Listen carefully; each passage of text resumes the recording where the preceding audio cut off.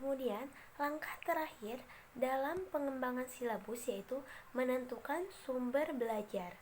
Sumber belajar adalah rujukan, objek, dan atau bahan yang digunakan untuk kegiatan pembelajaran yang berupa media cetak dan elektronik, narasumber, serta lingkungan fisik, alam, sosial, dan budaya. Penentuan sumber belajar didasarkan pada standar kompetensi dan kompetensi dasar serta materi pokok pembelajaran, kegiatan pembelajaran, dan indikator pencapaian kompetensi. Sesuai dengan prinsip pelaksanaan kurikulum yang ditetapkan, sumber belajar yang dipilih diharapkan hanya memanfaatkan lingkungan sekitar. Kemudian, yang selanjutnya yaitu manfaat silabus. Manfaat silabus yang pertama, sebagai pedoman pengembangan perangkat pembelajaran lebih lanjut, mulai dari perencanaan, pengelolaan kegiatan, pembelajaran, dan pengembangan penilaian. Kemudian, manfaat yang kedua yaitu sebagai pedoman untuk merencanakan pengelolaan kegiatan pembelajaran. Kemudian, yang selanjutnya yaitu isi silabus. Dalam silabus itu berisi yang pertama, identitas mata pelajaran. Kemudian, identitas sekolah meliputi nama satuan pendidikan dan kelas. Kemudian, kompetensi inti, kompetensi dasar, tema. Untuk tema, isi silabus yang ada temanya hanya untuk SD, MI, SDLB, paket A, dan lain-lain.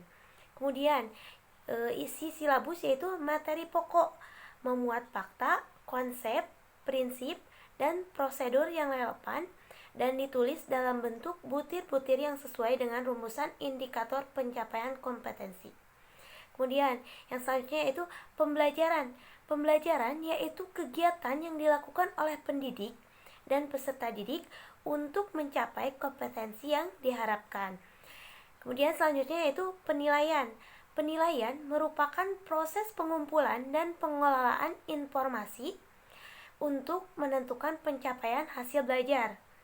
Kemudian alokasi waktu yang disesuaikan dengan mata pelajarannya.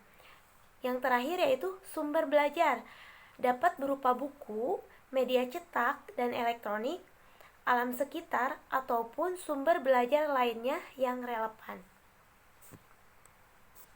Kemudian, materi yang terakhir mengenai silabus ini yaitu prinsip pengembangan silabus. Ada beberapa prinsip yang harus diperhatikan dalam menyusun silabus, yaitu yang pertama, konsisten, yaitu adanya hubungan yang konsisten, ajeg atau taat asas antara kompetensi dasar, indikator, materi pokok, kegiatan belajar, sumber belajar, dan sistem penilaian. Kemudian yang kedua, memadai, yaitu mencakup indikator, materi pokok, kegiatan belajar, sumber belajar, dan sistem penilaian, cukup untuk menunjang pencapaian kompetensi dasar. Yang ketiga yaitu ilmiah, yaitu keseluruhan materi dan kegiatan yang menjadi muatan dalam silabus harus benar-benar dan dapat dipertanggungjawabkan secara keilmuan. Selanjutnya yaitu relevan, yaitu cakupan, kedalaman, tingkat kesukaran, dan urutan penyajian materi dalam silabus harus sesuai dengan tingkat perkembangan fisik, intelektual, sosial, emosional, dan spiritual peserta didik. Kemudian sistematis, yaitu komponen-komponen silabus saling berhubungan secara fungsional dalam mencapai kompetensi. Kemudian yang selanjutnya yaitu aktual dan kontekstual, yaitu cakupan indikator, materi pokok, kegiatan pembelajaran, sumber belajar, dan sistem penilaian memperhatikan perkembangan ilmu, teknologi, dan seni mutakhir dalam kehidupan nyata dan peristiwa yang terjadi. Kemudian prinsip yang selanjutnya yaitu fleksibel, yaitu keseluruhan komponen silabus dapat mengakomodasi keragaman peserta didik, pendidik, serta dinamika perubahan yang terjadi di sekolah dan tuntunan masyarakat. Pemilihan media, bahan ajar, dan kegiatan pembelajaran dapat mengakomodasi.